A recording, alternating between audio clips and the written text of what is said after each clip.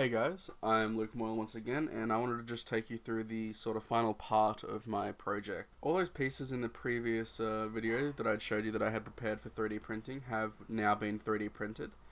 As you can see, I have assembled it.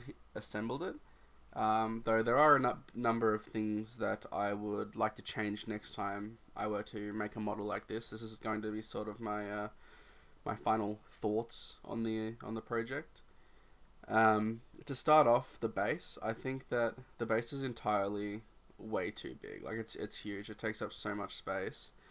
Um, but despite that, another issue is that I didn't really prepare the base to be printed in many pieces. I didn't even consider how many pieces it was going to need to be printed in.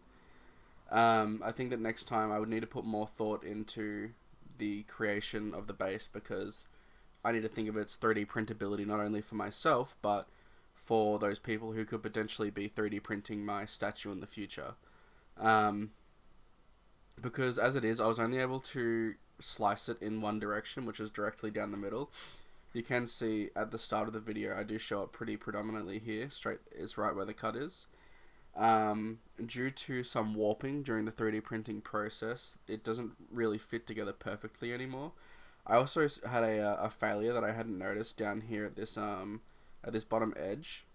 If it will, you can see where all the muck is. That's actually milliput, which is sort of a two-part epoxy that you sort of mix together, and it becomes like a soft clay that you can model around stuff, and it will eventually harden. I won't be leaving it like this. Obviously, this is pretty ugly, so I will be, after this is all hardened up, I will be coming back around with like an X-Acto knife or something to slice it off and sand it to try and make it thin. As for the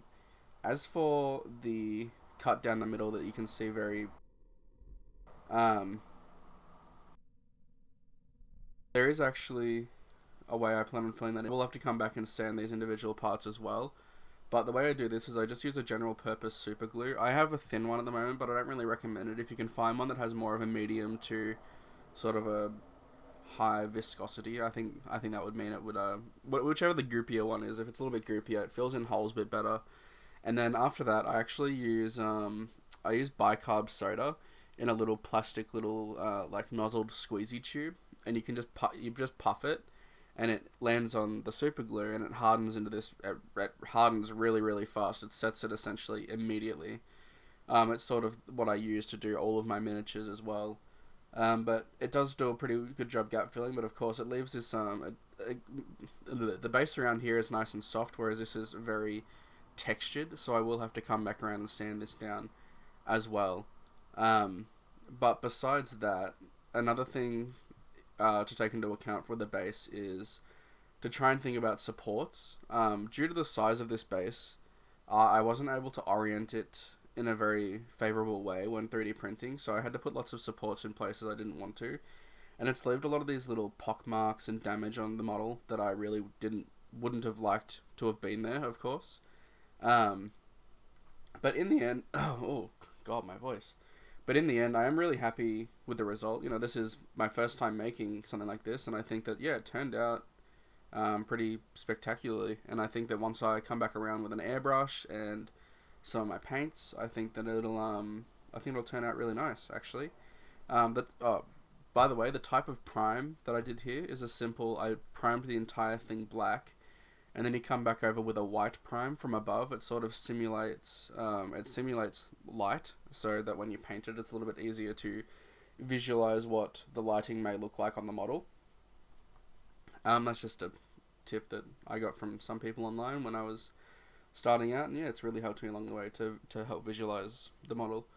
But yeah, I think this is pretty much the end. I've managed to, from start to finish, conceptualize 3D model, 3D sculpt for the very first time, pose, prepare for printing, print and create this 3D statue, and it feels really good to be able to put my skills to use to create something that I can hold and paint and put on my shelf and say that, I made that model. So I think that anyone out there who really has a character idea that they really love, and that they can't make on Hero Forge, or it just doesn't look right, I definitely think following the tutorials that I've set up in my previous videos, or any of the tips that I've said in my modeling things, I think that that'll definitely get you on the track to making the character that you like and love.